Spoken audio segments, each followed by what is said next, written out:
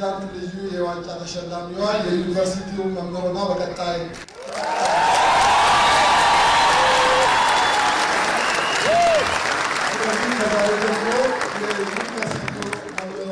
ተቀጥራለች።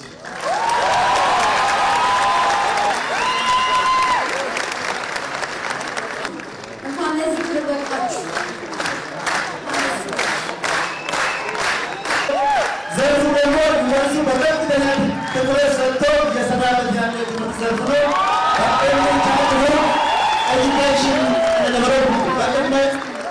ስሜ ፊሩሜዛ እባላለሁ። ኢሲዲ ዲፓርትመንት ተመራቂ ነኝ። ያው በጣም ደስ ይላል። እጅግ በጣም ደስ የሚል ደስታ ነው እየተሰማኝ ያለው እና በጣም እድለኛ ነኝ ብዬ አስባለሁ። ያው ሴቶች አችሉም የሚባል ነገር አለ እና እንችላለን የሚለውን መልእክት ለማስተላለፍ ፈልጋለሁ። አመሰግናለሁ። የቻልኩትን ያክል ጥረት አድርጋለሁ ብዬ አስባለሁ እና በዛ በተሰጠኝ እድል ላይ በጣም በትጋት አገለግላለሁ ብዬ አስባለሁ። ተርሲታ ማርያም አድነው እባላለሁ። ከሲቪክ ዲፓርትመንት ሲቪክ ኤንድ ኤቲካል ኤዱኬሽን ዲፓርትመንት በ3.92 በጣም ደስ ይላል። ደስተኛ ነኝ፣ እግዚአብሔር ይመስገን። የትምህርት ቆይታዬ ጥሩ ነበረ። በጣም 4 አመት ነው የቆየሁት ዩኒቨርሲቲ ውስጥ።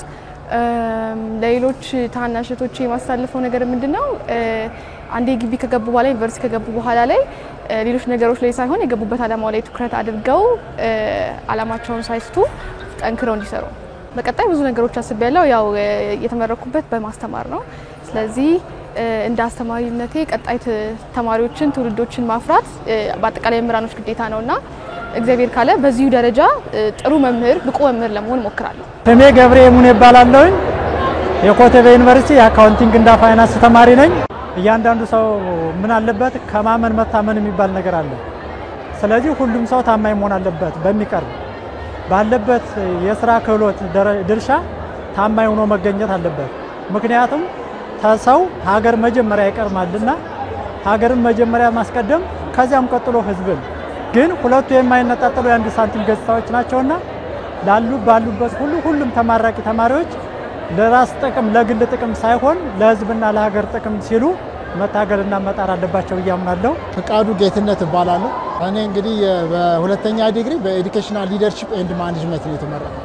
ትምህርት በጣም ያው በህይወታችን ዙሪያ ውስጥ እጅግ በጣም ትልቅና ወሳኝ የሆነ ነገር ነውና ህይወታችንን ሊለውጥ ሊያሳድግ የሚችል በመሆኑ ወጣቶች ተስፋ ሳይቆርጡ የተሻለ ደረጃ ላይ ለመድረስ መትጋትና መጣር ይጠበቅባቸዋል። ተምሮ ሁሉም ሰው በአሁኑ ሰዓት ሀገራችን ያለችበትን ለውጥ ሁላችንም እናውቃለንና ይሄን ያለውን የልማት ሂደት ለማስቀጠል ሁሉም ሰው የተማረውን ዕውቀት በዚህ ላይ አፍሶ በሀገራችን ላይ ለውጥ ማምጣት ይጠበቃል ብዬ አምናለሁ።